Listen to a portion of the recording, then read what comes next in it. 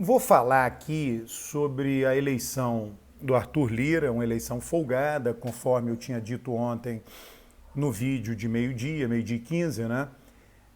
E algo assim, vou falar das implicações, a decisão que ele tomou, que pode ser revertida no decorrer do dia de hoje, né? A decisão de retirar, de não aceitar o bloco de apoio à Baleia Rossi. E vou falar também das implicações que isso provavelmente vai ter para o governo Bolsonaro. Então são dois temas. Vou falar uma terceira coisa, que não é uma mera curiosidade, dessa novidade que é, no caso do Senado, ter um presidente da região Sudeste. Algo raro. A última vez que o Senado foi presidido por um político da região Sudeste foi nos anos 80, anos 90, enfim, já faz bastante tempo. Foi o Nelson Carneiro, do Rio de Janeiro, logo no início da redemocratização. Então é algo realmente bastante raro. Bom, vamos lá. O que o Arthur Lira fez, tão logo ele acabou a votação, tão logo foram contados os votos e ele se tornou ali presidente da Câmara, foi não aceitar o bloco de apoio à Baleia Rossi. O que significa isso? Existem 7 cargos na mesa da Câmara, né? 7 cargos. Os outros 6 seriam preenchidos meio a meio. 3 para o bloco de Arthur Lira e 3 para o bloco de Baleia Rossi, cabendo, né, proporcionalmente às bancadas. Então o PT ficaria com a primeira secretaria. O primeiro secretário da Câmara, a Marília Reis, ia ser a primeira secretária. Isso é acordo, tá? A votação é secreta, etc., mas feito o acordo, espera-se que ele venha a ser cumprido na votação secreta. Bom, a primeira secretaria, ela cuida, é uma espécie de prefeitura da Câmara dos Deputados, ela cuida dos gabinetes dos deputados, né?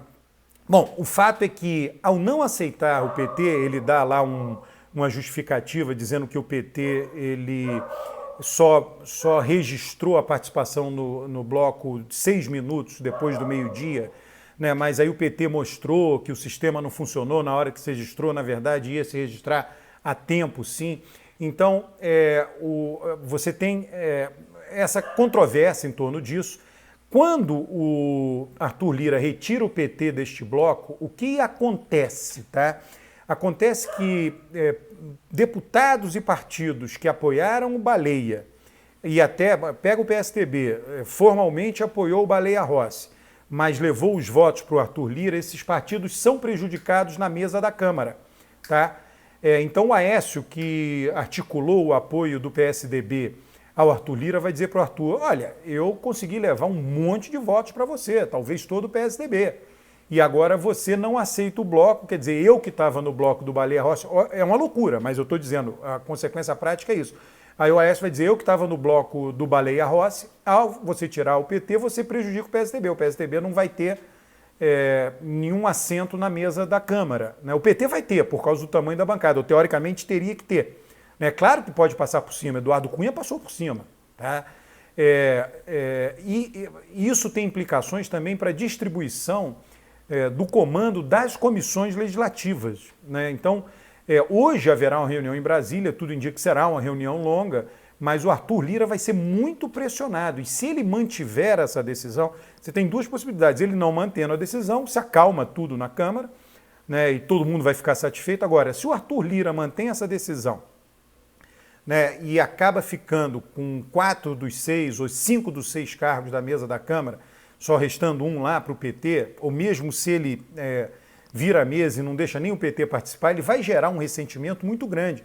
E ele tende a ter uma presidência que vai começar de uma maneira muito conturbada, né? E as implicações disso nas comissões elas vão ser terríveis, né?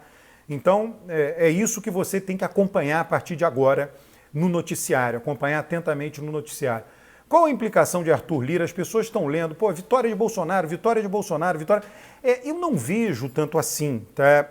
O Bolsonaro teria condições de ter um comando, né? Nenhum presidente comanda a Câmara dos Deputados e Senado, tá? Primeira coisa, isso não existe.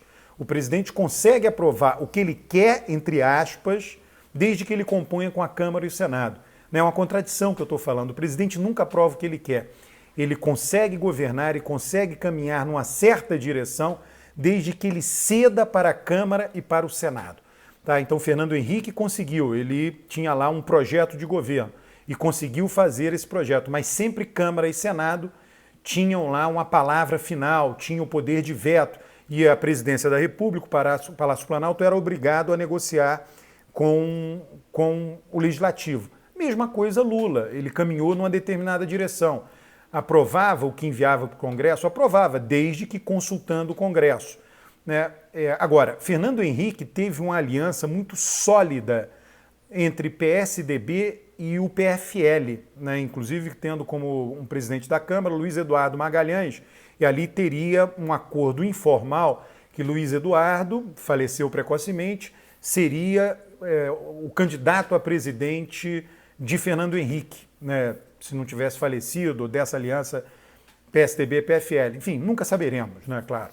Né? E aí você tinha essa aliança sólida, né, entre esses dois partidos que permitiam, eles funcionam, é que nem um planeta, né, com grande massa, né? Então você tem muitos deputados em torno de PFL e PSDB no governo Fernando Henrique. Aquilo funciona como uma massa gravitacional que atrai outros partidos.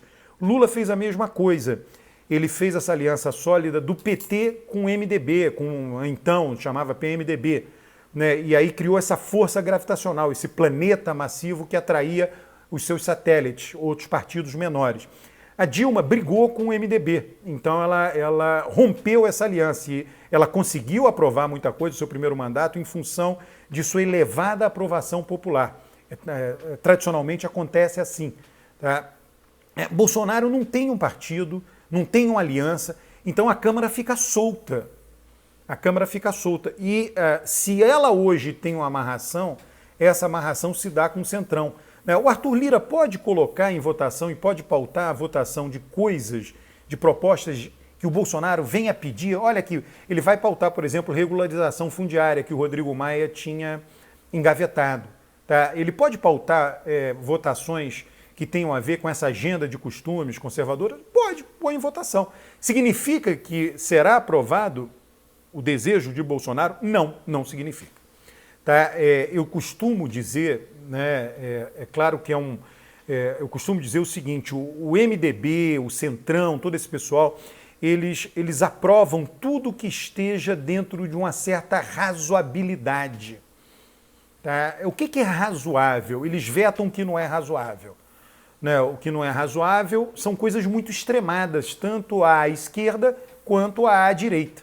Né? O que é muito extremado na esquerda e na direita, eles vetam. Né? Sei lá, no governo do PT tentaram fazer algum tipo de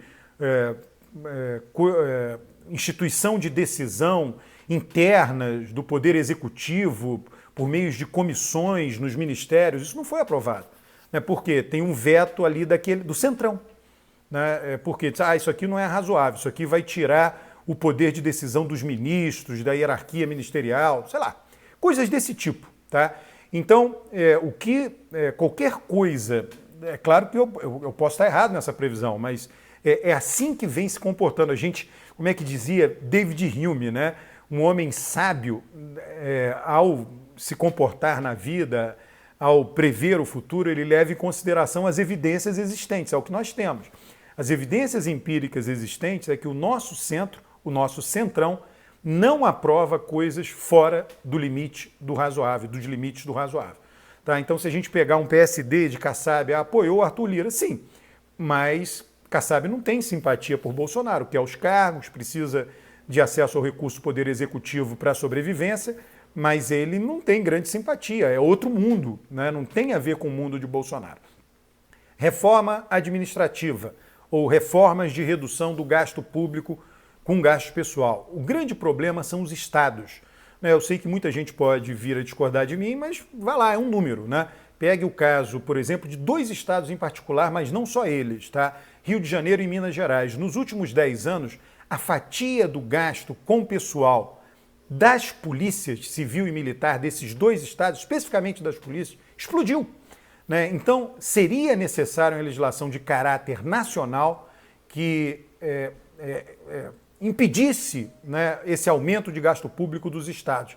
Isso está no horizonte? Não, porque Bolsonaro é um defensor das polícias, dos policiais. Então, várias coisas que seriam de interesse do governo Bolsonaro, que ajudariam, porque em última instância, quando um Estado vai mal em termos de finanças públicas, isso vai cair no colo do governo federal, vai cair no colo do Tesouro Nacional, de nós, pagadores de impostos federais.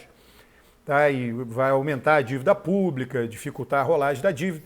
Então, as várias agendas que poderiam, a principal agenda que poderia aliviar, né, a pressão fiscal, né, que eu reputo ser esta, né, do gasto com as polícias estaduais, ela dificilmente irá tramitar ou haverá alguma proposta. Não acredito que venha acontecer, de novo, também é outro tema que eu posso estar errado, mas não acredito que venha acontecer no que resta de governo Bolsonaro. No mais, eu já disse para vocês, é raríssimo que alguém que não seja do Norte e no Nordeste presida o Senado, está acontecendo agora, e também é raro que alguém do Nordeste presida a Câmara dos Deputados. Nos últimos 37 anos, de 85 para cá, de 85 a 2021, somente por 8 anos a Câmara dos Deputados foi presidida por alguém do Nordeste. Nós teremos agora mais 2 anos, ou seja, em 39 anos serão 10 anos. Muito obrigado. Fique com esse canal, um canal de análise política, um canal que respeita a sua inteligência. Você decide o que você quer em termos de posição política. Eu simplesmente ajudo você a entender o que está acontecendo. Inscreva-se no canal, curta o vídeo, comente os vídeos, divulgue o canal. Um grande abraço.